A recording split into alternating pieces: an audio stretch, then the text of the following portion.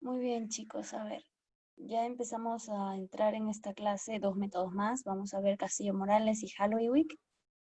En estas dos clases, en entrando ya el método o concepto Castillo Morales, en la parte de lo que concierne a niños, vamos a ver unos puntos importantes. La parte teórica, la parte práctica la vamos a tratar de ver en el Zoom. No se olviden que ustedes tienen que estar cómodos, con ropa cómoda, y con un niño pequeño o algún familiar en el cual puedan poder trabajar esto. Estas clases son prácticas, pero he tratado de resumirles la parte teórica en este PDF pequeño porque necesito que entiendan el por qué nace Castillo Morales, cuál es la razón, ¿ya?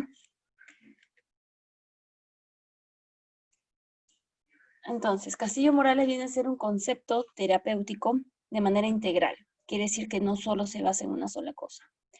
De orientación neurofisiológica para niños y adultos en problemas de comunicación sensomotrices y orofaciales. Vamos a entrar en la primera parte. Este enfoque que tiene el doctor Rodolfo Castillo Morales describe o no influye propiamente en el desarrollo sensomotriz de estas funciones. Desarrolla un concepto de tratamiento en donde busca llamar a esto terapia de regulación orofacial. Este concepto trabaja sobre la postura corporal, el movimiento que influye el eje propiamente, que se refiere a la cabeza, la nuca, la mandíbula y las actividades que estas también nos interesan, como la musculatura mímica, la musculatura a nivel oral y dentro del tracto digestivo primario, que es la faringe. A nivel de un aspecto terapéutico, la expresión propiamente de lo que nos dice que es la expresión facial, la articulación, son capacidades motoras finas. Entra dentro de la parte de musculatura fina.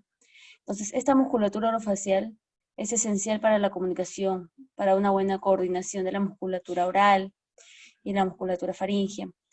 Es esencial para poder comer y beber sin problemas. En personas con trastornos de tipo neurológico, problemas neurológicos, PC, por ejemplo, o anatómico, que un tipo de hendidura a nivel del paladar, etc.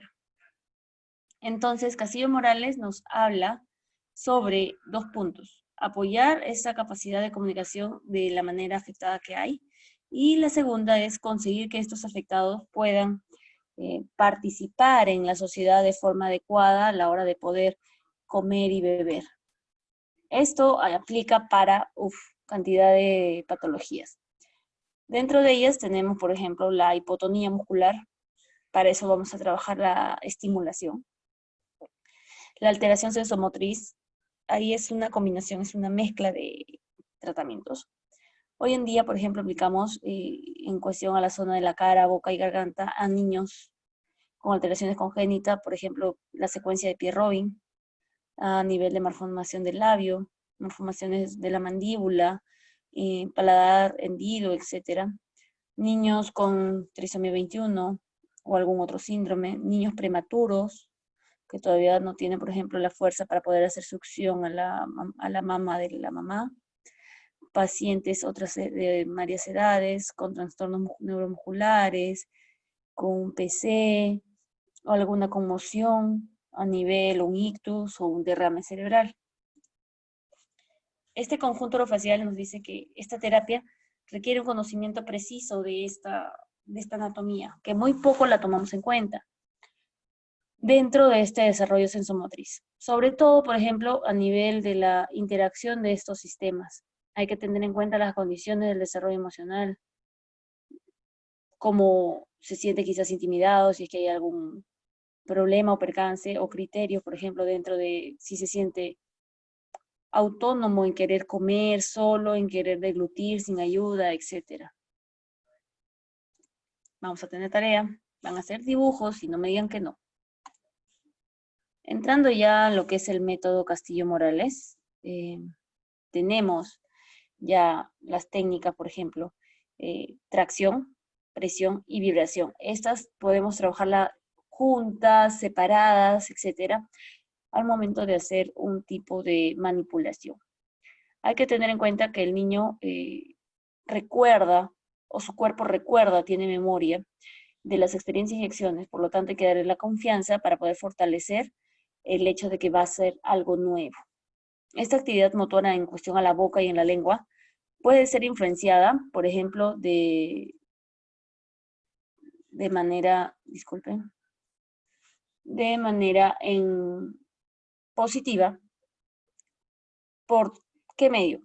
Cuando nosotros escogemos la carita del bebé, por ejemplo, a nivel de las manos, el bebé siente, quizás si cogemos a nivel de su lengua, vamos a trabajar un poco de gusto, o quizás hasta de los pies. ¿Por qué? Y me van a decir, y ustedes mismos lo van a saber.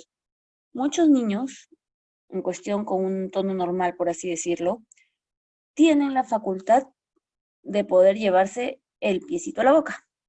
Entonces, si ellos mismos son capaces de chuparse su dedito de pie, ¿esto activa o no activará a nivel de la musculatura de la lengua, por ejemplo? Ese es uno, para buscar su sensación, su activación. Ahora, cuando hablamos ya de función propia, de apoyo en pies y manos, ya entra la orientación visoespacial. No se olviden de los reflejos laberínticos, los reflejos ópticos, en donde nos ayudan a ver esta parte estable, para estabilizar postura.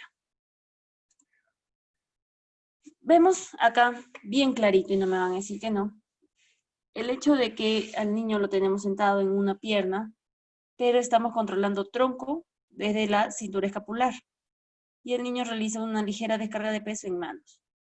En esta postura nosotros podemos hacer que apoye y descargue peso en los pies, para un lado, para el otro, trabajamos lateralidad, etc. En la de acá, el hecho de que las manos estén en línea media, en postura descendente, puede ser factible para que trabaje una extensión de codo, un alcance, una coordinación visomotora, etc.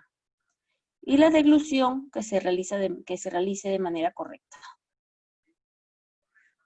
Nosotros tenemos que ver un tratamiento. Castillo Morales, por ejemplo, nos dice que la comunicación es el comienzo de cualquier diagnóstico. Y eso creo que se los hablé en Bobat, porque necesitamos, en psicomotricidad, necesitamos que el niño tenga esa facultad de poder decirnos, de hacer, etcétera, cuál va a ser en qué vamos a trabajarle a este niño. Entonces, el niño no le vamos a decir, ponte en sedente, ponte en esto, tiene que llegar a entendernos, ayúdame a sentarte, ayúdame a pararte, etcétera. Eso es lo principal. Nos dice que tiene un enfoque amplio en cuestión al habla, también tenemos que tener un contacto físico. Puede ser también la mirada, la mímica, el que le sonriamos o no, esos gestos. La tarea entonces de nosotros como terapeutas es encontrar incluso en personas con graves disfunciones la manera de poder comunicarnos de una manera precisa. Hay algo que CM o Castillo Morales nos dice: cuando la comunicación permanece en silencio, el alma también se callará. Entonces, indica de que de alguna u otra manera nosotros tenemos que comunicarnos con nuestros pacientes. Esto es básico que lo aprendan. Son las 6 columnas del concepto propiamente de Castillo Morales. Castillo Morales, para poder hablar su terapia o darla, se basa en todo esto, en poder reconocer y decir yo sé esto para poder enseñar a mi niño, para poder enseñar a mis pacientes. Entonces, empezamos: anatomía funcional, neurofisiología, la filosofía, la antropología latinoamericana, como nosotros podemos conocernos, la ecología, el entorno y la pedagogía. Pero por favor, miren bien que estos 6 pilares que están sosteniendo el concepto de Castillo Morales tienen una base. Siempre esto tiene una base, y es una base muy que la conocemos todos de alguna manera: la comunicación. Comunicarnos no es solamente hablar, comunicarnos es poder mirar, gestualizar,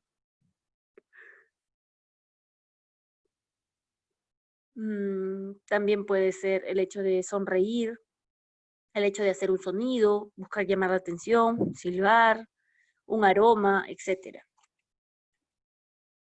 Empezamos. La filosofía entonces viene a ser el concepto en donde se basa una perspectiva humanista caracterizada por el trato entre este médico o terapeuta con la persona o el paciente que estamos hablando.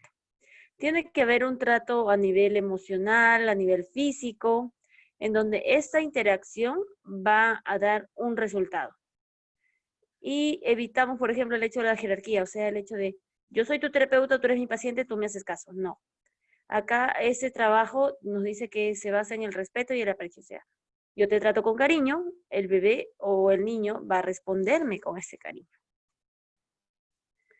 La neurofisiología se basa en el conocimiento de nosotros como profesionales, la planificación de poder elaborar un tratamiento en relación a García Morales, por ejemplo, se basa en los conceptos, es en la parte más básica, en el aprendizaje motriz, en la postura, en el movimiento, en la fisiología sensorial que tenemos, ese es a nivel corporal. Y a nivel orofacial tenemos, por ejemplo, lo básico, la succión, la deglución, la masticación. Entonces la neurofisiología ve que cada paciente es autónomo y de alguna u otra manera busca dar una mayor participación. ¿En dónde? En su entorno. Nosotros como terapeutas tenemos que tener esto básico. Este tercer pilar es básico y nosotros lo desarrollamos a priori. Por ejemplo, el hecho de tener conocimiento sobre anatomía de las personas, pero a veces nos descuidamos del complejo orofacial. Y eso es algo que no debemos hacer. Esta interacción de cadenas musculares diagonales, por ejemplo, se ve en los dos triángulos cuyos vértices se juntan en la transición toracolumbar.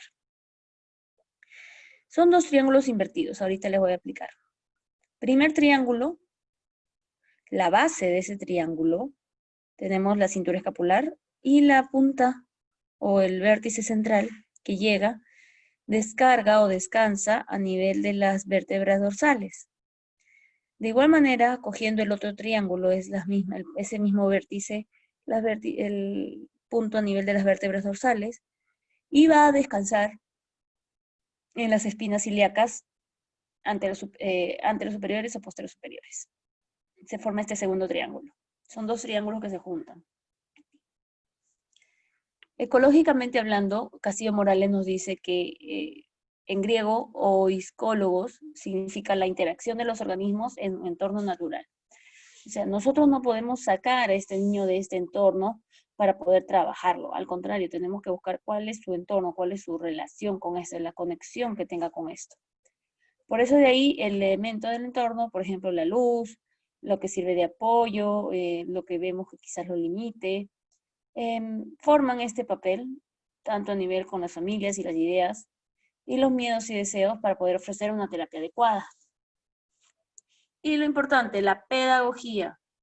Nosotros de alguna manera no es que seamos profesores o docentes, pedagogos, pero la pedagogía nos da esta manera de plantear cómo va a ser la parte más práctica para que este niño pueda volver a aprender eso que le faltó o que perdió. Parte entonces de la habilidad y de la aptitud del paciente se va a ampliar con nuestras enseñanzas que le demos sobre las terapias. Para ello, necesitamos un papel decisivo, los terapeutas vamos a crear ese entorno, vamos a motivarlo, vamos a apoyarlo, entonces todo esto ayuda a que desarrolle más sus habilidades. Por lo tanto, el principio a nivel de Montessori nos dice, ayúdame a hacerlo por mí mismo, o sea, tú muéstrame cómo lo hago yo y quizás en qué tengo que reforzar. Para eso es un poco la facilitación. La primera, yo le enseño al niño cómo poner el aro en el cono. Después el niño le busca la manera